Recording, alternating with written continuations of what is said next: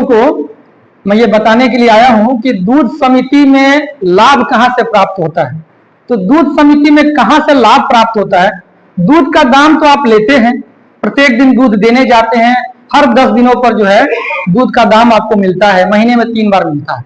लेकिन आप ये सोचते हैं कि फिर बोनस कहां से मिलता है, फिर समिति का सचिव को वेतन कहां से मिल रहा है। ये सारी सवाल आपके दिलो दिमाग में घूम रहा होगा।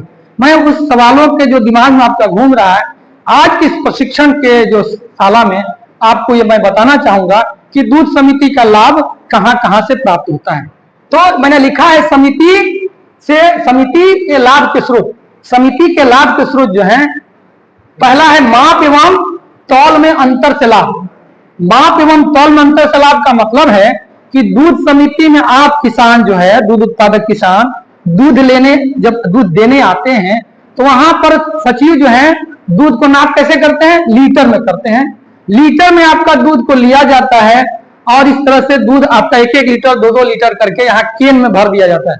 वो 40 लीटर के लगभग में केन में दूध आ सकता है, लेकिन उसको कम ही रखा जाता है क्योंकि उसको उठाने में छलक जाएगा, इसलिए 35 लीटर और के आसपास वो दूध उसमें लेते हैं।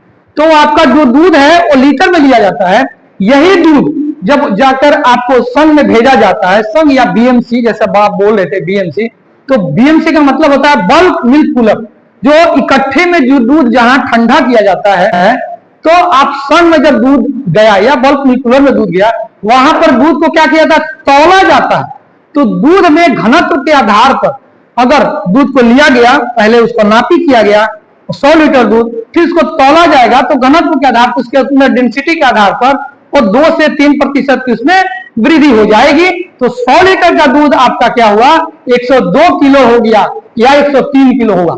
तो वो क्या हुआ, 2 से 3% का यहाँ वृद्धि दिखाया गया।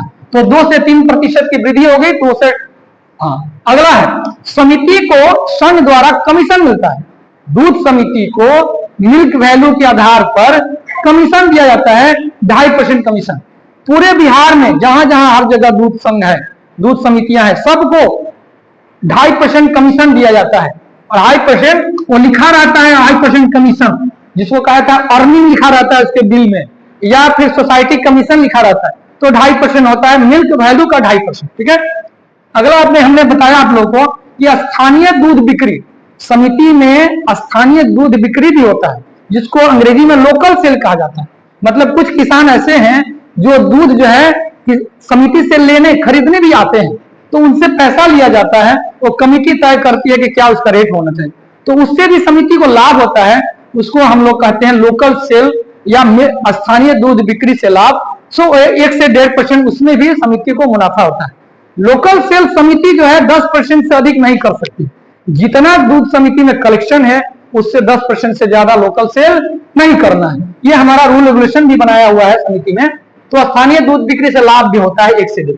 अब है सैंपल दूध बिक्री, जो समिति में किसान दूध देने आते हैं, वो छोटा छोटा डिब्बा में दूध लिया जाता है। क्यों लिया जाता है, दूध जांच करने के लिए लिया जाता है, जिससे कि जांच होगा तो दूध की गुणवत्ता पता चलेगा, तो उसका रेट पता चलेगा। तो दूध जांच करने के लिए लिया जाता है छोटा छोटा डिब्बा में। तो 50-60 ml पहले लिया जाता था, ज्यादा लिया जाता था क्योंकि लैक्टोमीटर देखा जाता था। अब लैक्टोमीटर नहीं देखा जाता है, अब तो एक एनालाइजर है, डीपीएमसी होता है, कम ही दूध लिया जाता है।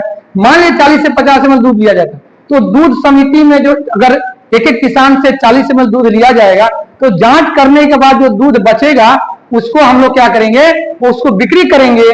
कहीं कोई दूसरा कोई ले लेगा, होंडा होंडी अगर बात हो गया कि भाई कोई कितना दूध लेना चाहता है, सैंपल दूध ले जाएगा, तो उसका पैसा जो है समिति को फायदा मिलेगा। तो हो गया सैंपल दूध बिक्री से लाभ, वो भी 1 से 1.5% हुआ। ये दूध से लाभ हुआ। ये क्या हुआ, दूध से लाभ। तो दूध से लाभ क्या क्या हुआ, माप एवं तौल में अंतर से लाभ 2 से 3%। फिर क्या हुआ, दूध संघ द्वारा समिति को कमीशन दिया जाता है 2.5%। और स्थानीय दूध बिक्री है वो भी लिया जाता है, अगर समिति कर रही है तो 1 से 1.5% का फायदा है। और सैंपल दूध बिक्री से लाभ 1 से 1.5%। ये दूध से हुआ। बाकी एक और लिखा है हमने, सुधा दाना, जो आपकी समिति में आप जाता है, किसान लेते हैं सुधा दाना। मिनरल मिक्सचर जो समिति में किसान खिलाते हैं मवेशी को, घी भी लेते हैं, बीज लेते हैं, या दवा वगैरह भी समिति से अगर लेते हैं तो उस पर भी समिति को कुछ फायदा रहता है और आपको मिलता है उससे। और अच्छा गुणवत्ता वाला कम कीमत पर आपको प्राप्त होता है।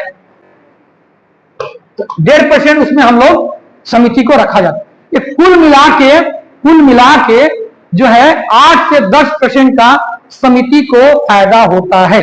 100 रुपया का व्यापार में 8 से 10% समिति को मुनाफा होता है। इसी तरह से रेशियो आप बना सकते हैं। समिति अगर अच्छा चलेगी तो अच्छा फायदा होगा, अगर समिति अच्छा नहीं चलेगी तो फिर अच्छा फायदा नहीं होगा, तो किसानों का इसका बेनिफिट नहीं मिलेगा। इसी से बोनस प्राप्त होता है किसानों को। बोनस कहां से आता है, यही आप पूछते हैं, बोनस कहां से आता है? बोनस कहीं से ऊपर से नहीं आता, आप ही के दूध से समिति मुनाफा करती है। वही खर्चा काटने के बाद जो शुद्ध लाभ जो प्राप्त होता है वो बोनस के रूप में दिया। अभी जो हमने पढ़ाया बताया आप लोगों को कि समिति का लाभ कहां से मिलता है, जिससे जब लाभ होगा तो बोनस मिलता है। ठीक है, तो हम आपसे ये जानना चाहेंगे कि जो आपने सीखा तो क्या सीखे, और सीखने के बाद अब जब आप गांव में जाएंगे तो क्या क्या उसका फायदा मिलेगा, कितने लोगों को बताएंगे आप कि दूध समिति से हमको यहाँ से लाभ होता है, जिससे मीटिंग में आपको जब मीटिंग करेंगे तो उसका फायदा मिलेगा। तो हम इससे जानना चाहेंगे आप लोगों से कि जो बात हमने बताया अभी तो पढ़ाया उसमें आपको कितनी इसकी जानकारी है। तो आप अपना नाम बताएंगे, अपने जिला का नाम बताएंगे और बताइएगा कि हमने अभी क्या पढ़ाया, क्या सीखा आपने। दूध उत्पादक सहयोग समिति मुजफ्फरपुर से आया। जी जी आनंद जी कहिए, बोलिए। तो आप अभी कहे कि समिति का शुद्ध लाभ 8 से 10%। जी जी, तो कैसे कैसे लाभ हुआ ये बताइए। पहला लाभ तो माप तौल के अंतर में होगा। ठीक है, हम समिति दूध लेगा लीटर में। जी जी, और जब उसको शाम को देना होगा तो वो किलो में देगा। तो 2 से 3% का वहाँ पर लाभ होगा। बहुत अच्छा, बहुत गुड। दूसरा लाभ में होगा कि इसके दूध जो कमीशन जो मिलता है, कमीशन में आता है। कमीशन कितना मिलता है? 2 से 3%, 2.5% कमीशन मिलता है। 2.5% मिलता है, उसका लाभ होगा। जैसा लाभ होगा कि समिति संघ के द्वारा बीज दिया जाता है, घी दिया जाता है, उसके द्वारा जो कीड़ा का दवाई हुआ सब दिया जाता है, उससे भी समिति को लाभ होता है। उससे भी समिति का लाभ होता है। और जो दूध बेचेंगे समिति में वो भी फायदा होगा। जो समिति में दूध बिकेगा उससे 1 से 1.5% का फायदा होगा। चलिए, दूसरा बात की जो सैंपल जो लिया जाता है जो जांच के लिए 40%, उसका भी फायदा समिति का होगा, जो बोनस के रूप में किसान को वितरण किया जाए। ठीक, बहुत अच्छा, गुड जानकारी है भाई। आप सीखे कुछ, आप सीखे क्या सीखे आपने अभी, क्या सुना? आइए इनसे बात करिए।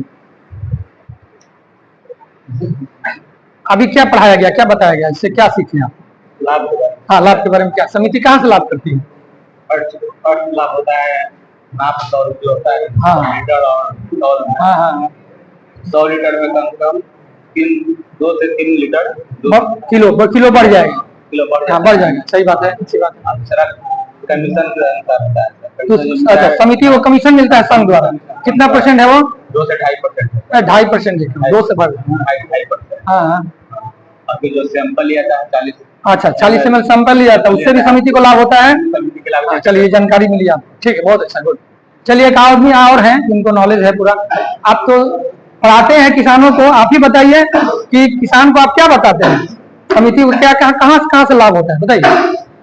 चलिए, बताइए। मेरा नाम पंडित, मैं सुधा केंद्र मुजफ्फरपुर से, मैं कार्यरत पथ प्रबंधक संख्या 3 में। आराम से टेंशन नहीं। सबसे पहले समिति का लाभ दूध के माप तौल से लाभ होता है। हाँ, इसमें किसानों से लिया जाता है लीटर में और संघ को दिया जाता है केजी में। हाँ, इसमें 2 से 3% लाभ होता है। जी जी, बिल्कुल। उसके बाद उसमें समिति संघ द्वारा समिति को कमीशन दिया जाता है। हाँ, इसमें 2.5% कमीशन दिया जाता है। उसके दूध के मूल्य के आधार पर। हाँ, उसके बाद उसमें 40 ml लिया जाता है, सैंपल लिया जाता है, उससे भी समिति को फायदा होता है। और दूध बिक्री होता है, उससे भी फायदा। उसके बाद स्थानीय दूध बिक्री होता है। हाँ, उससे 1 से 1.5% लाभ होता है। चलिए, बहुत। उसके बाद घी दाना बीज से 1% लगभग लाभ होता है। चलिए, टोटल मिला के 8 से 10% लाभ होता है। इसी का 33% सचिव को वेतन मिलता है और शेष खर्चा काट के शुद्ध लाभ में। चलिए, ये पढ़ाते हैं किसानों को, बताते हैं, अच्छा लगा। तो आप लोग कुछ सीखे, नए लोग हैं आप, तो वो कल से काफी मेहनत कर रहे हैं। आप ये जो हमने बताया कि समिति को लाभ होता है 8 से 10%, ये कैसे लाभ होता है थोड़ा बताइए। हाँ बोलिए एकदम बेफिक्र, आपने सीखा, बहुत अच्छा सीख रहे हैं। सबसे पहले लाभ है सर नाप तोल में, जो लीटर में हम देते हैं। हाँ लीटर में देते हैं और किलो में आता है, संघ में जाता है किलो में होता है। ये बोल रहे हैं कि लीटर में समिति में लिया जाता है, संघ में जो जाता है वो किलो में तौल होता है, वहां से 2 से 3 से प्रतिशत 2 से 3%। चलिए समिति को कमीशन कितना मिलता है? समिति को संघ 2.5%। स्थानीय दूध बिक्री भी समिति में होता है, उससे भी 1.5% का फायदा होता है, 1 से 1.5%। सैंपल दूध बिक्री होता है एक, हाँ उसका भी इससे भी 1 से 1.5% फायदा। सुधा दाना घी बीज बिक्री से भी लाभ होता है। ठीक है ना, बहुत अच्छा, गुड। आप तो मेहनत कर रहे हैं, आप भी बहुत कुछ सीखे हैं। आप बताइए 2 दिन जब रहे उसमें क्या क्या सीखे, इसके अलावा बताइए आप। ये तो हो गया और नजदीक है, समिति में लाभ होता है और सुधा और क्या क्या डॉक्टर साहब जो 2 पढ़ाए वो क्या क्या होगा समझिए, फीडबैक ही ले रहे हैं। अच्छा गाय में क्या क्या, तो क्या क्या बताइए, क्या कैसे से रखा जाएगा, क्या क्या सीखे आप यहाँ, जल्दी बोलिए। सुधा दाना खिलाना चाहिए और क्या क्या खिलाना चाहिए? मवेशी को क्या क्या खिलाएंगे तो दूध बढ़ेगा, ये बताइए। चारा भी 2 है, सुनिए चारा जो है सूखा चारा 2 से 2.5 किलो खिलाना चाहिए सूखा चारा। हरा चारा कितना खिलाना चाहिए? अरे 2 किलो थोड़ी खिलाना है, 20 किलो खिलाना है, 30 किलो खिलाना है, नहीं जानकारी आप नहीं पढ़े। आप सीखे हैं क्या क्या खिलाना चाहिए? कल जो डॉक्टर साहब पढ़ा इसमें क्या क्या पढ़ाया? चारा देने से पहले चारा देने धो लेना चाहिए, सूखा चारा को धोना चाहिए।